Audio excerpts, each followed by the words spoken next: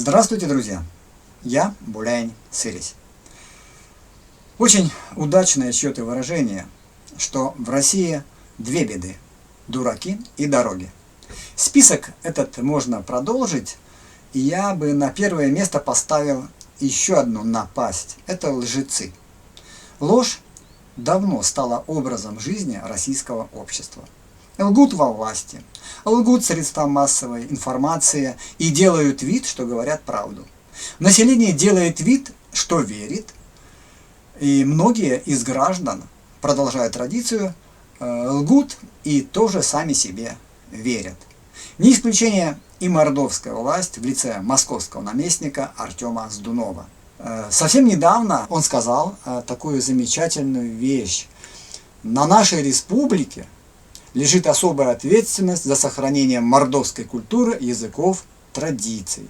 Простим ему слово «мордовский», человек получил русское имперское воспитание, ему невдомек, что ни мордовского народа, ни мордовского языка, а следовательно и культуры не существует. Но, по сути, он сказал правильно. Ответственность за убогое состояние эрзианского и макшанского языков и народов, за катастрофическое их положение лежит исключительно на мордовской власти. А дальше он начинает лгать. Здесь, в Мордовии, имеет в виду, создаются условия, чтобы с самого детства человек был погружен в стихию родной культуры. Я думаю, ни эрзиане, ни макшане ему тут не поверят. Но ложь подхватывает пресса. Пишет, по-моему, столица С. Этому нужному делу способствует региональная программа по сохранению и развитию национальной культуры и языков. Ну, как не вспомнить, утвержденная по инициативе Артема Сдунова в 2021 году.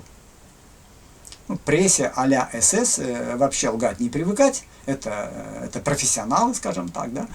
Но у нас создается впечатление, что они эту программу в глаза не видели, а мы про нее знаем. И мы заинтересовались, а почему так вот оживленно начали про эту программу говорить. Заинтересовались и попытались разобраться. И разобрались. Итак, сама программа на 52 страницы. То есть большая программа. Казалось бы, есть повод закричать: ура, свершилось! Эрзианские и макшанские языки спасены. Тут уместно было бы вспомнить еще одно выражение Артема Сдунова. Он говорит так: ключевую роль в сохранении родных языков играет школа. Артем Алексеевич, браво! Замечательные слова. Правильно говорите. Жаль, что делаете вы наоборот. С точностью да наоборот. В программе в этой есть очень много всего. Там предусмотрено 370 различных мероприятий, растянутых во времени. Это семинары, конференции, олимпиады. Там предусмотрено финансирование, ответственность за распил, ответственность за исполнение. Но на самом деле такая толстая программа для возрождения эрзианского и макшанского языков не нужна. Нужна программа на одной страничке, где в 2 строчки должно быть написано: вернуть эрзианский и макшанский языки, изучение языкам, в обязательную часть учебной программы в объеме не меньше, чем выделяется на изучение русского языка. Точка. Но в программе нет ничего про изменение статуса эрзианского и макшанского языков. По-прежнему они остаются в вариативной части программы. И само слово «школа» встречается в этой программе, в этом документе один раз. Я вам зачитаю этот абзац, он интересный. Русский язык изучается в 189 школах, более 53,5 тысяч обучающихся. Макшанский и эрзианский языки изучаются по заявлению родителей, законных представителей. Макшанский язык в 34 школах, более 1600 обучающихся.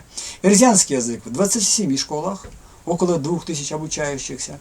И в 16 школах изучается татарский язык, около 1200 обучающихся.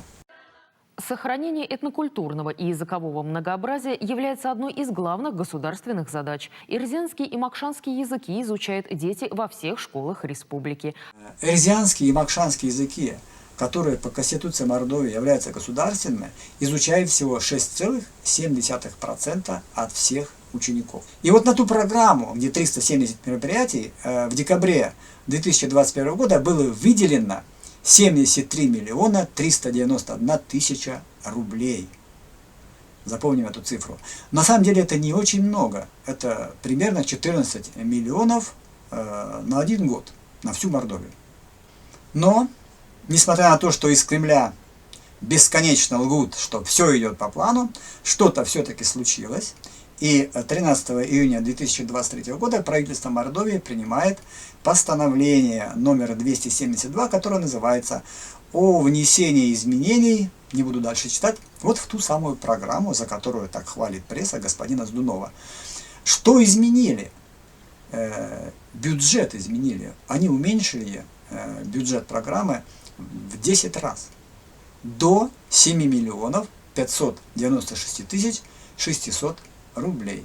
То есть уже не 14 миллионов в год, а так вот расписано 720 тысяч, 920 тысяч, 670 тысяч, и только на 2026 год забито 2 миллиона 260 тысяч. Ну, наверное, чтобы отпраздновать успешное исполнение принятой программы. Так куда же делись эти 60 миллионов рублей примерно? Где они нужнее? Почему сокращаются расходы на гуманитарные программы? Они пошли на войну. Ребята, только что на наших глазах. Мы здесь на набережной стоим. На Радуге свист. Ракета летит. И в Рейкерс. Во имя Иисуса Христа. Боже! Ракета! Во имя Иисуса.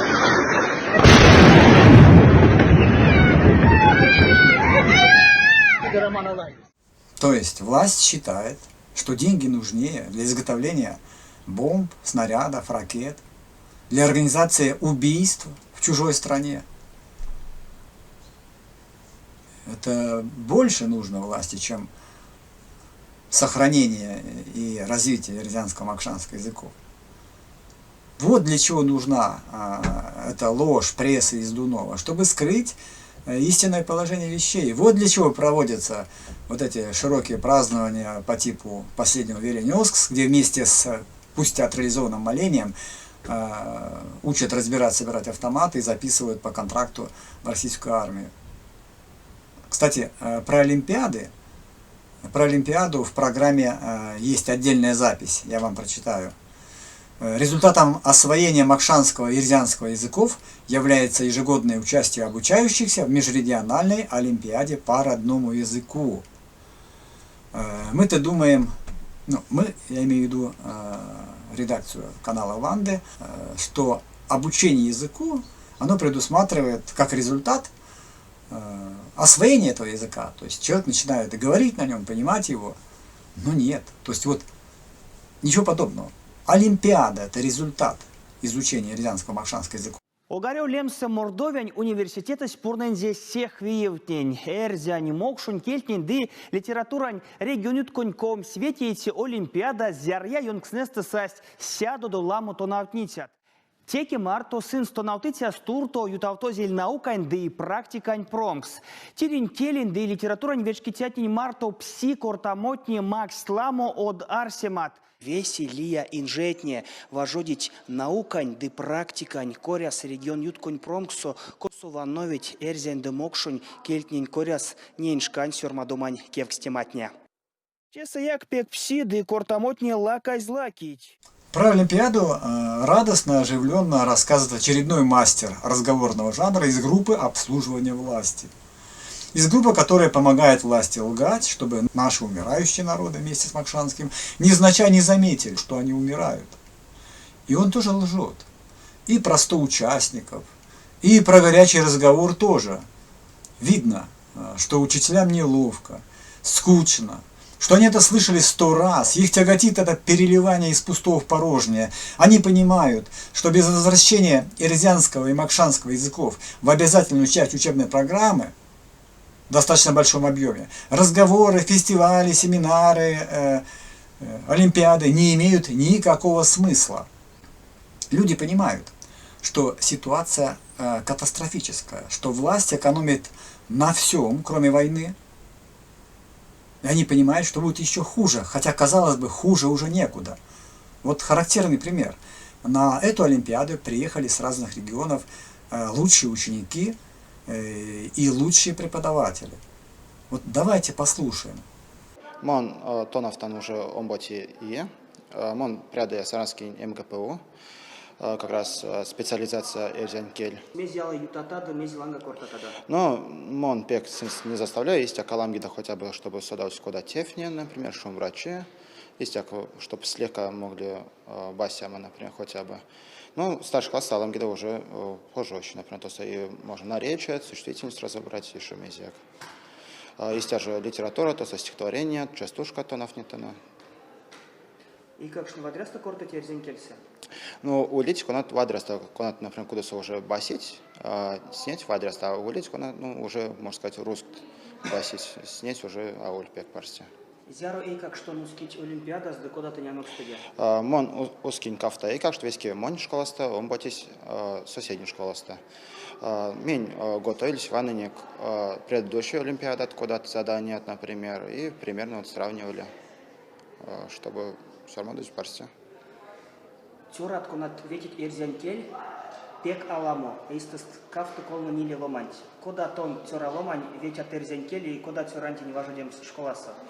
Ну, тюрат школаса ауль пек лама, а зан те приятно, может, алам где выделяет внимание, наверное, пек уж. Ну, может, и как-то чуть больше консулать. Ну, не знаю, моим пока нравится школаса роботам. Мезе тонить Макса школаса важудемас. Моня Макса те практика, наверное, для начала Макса. Также общение и кашнемара, например, Макса. Ну и, то есть, интерес все равно школа с роботами. Кодат вас не ведь стакачить, важудемасунть. Мезе всех те стакась. Всех те стакась ульнись, наверное, васиться учить. Куда антик-сын школа, вот те самые стака, наверное, улись.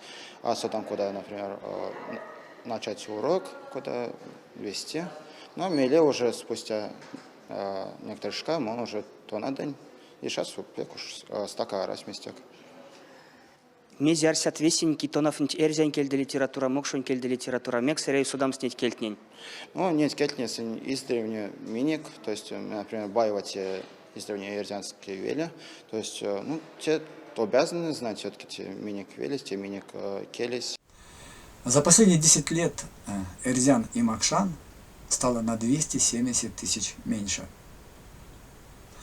Мы пытались обращаться к власти. Эрзяне просили открыть в Саранске Эрзянскую гимназию, где все предметы преподавались бы на эрзянском языке, чтобы подготовить людей, которые в будущем, когда предоставится возможность, обучили других нашему языку.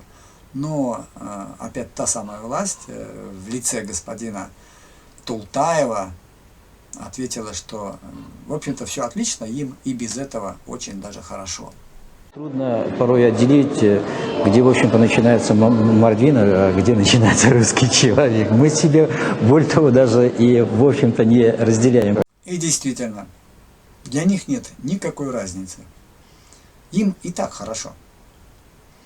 И без нас будет хорошо. А вот нам с ними плохо. Дорогие учителя, пожалуйста, не подумайте, что мы вас в чем-то обвиняем.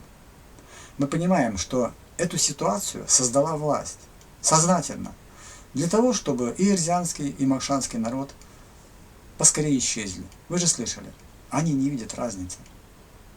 И мы просим вас, держитесь, вы нам очень нужны. Вы, можно сказать, наша последняя надежда. Ждать осталось недолго. Егор, было немного стыдно вас слушать. Пожалуйста, учите язык. С таким уровнем знаний нельзя обучать детей. Это неправильно.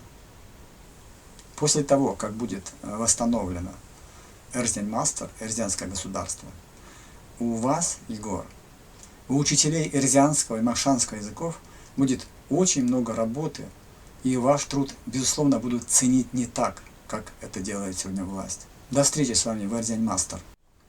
И напоследок, друзья, еще одна новость в тему. Преподаватели Мордовского государственного педуниверситета МГПУ будут с сентября обучать русскому языку жителей Туниса, которые хотят им овладеть вне зависимости от возраста, сообщает ТАСС. Ну, действительно, не детей же обучать эрзианскому и макшанскому языку. Ну, жителей Туниса русскому — это совсем другое дело. А дети проживут и русскими.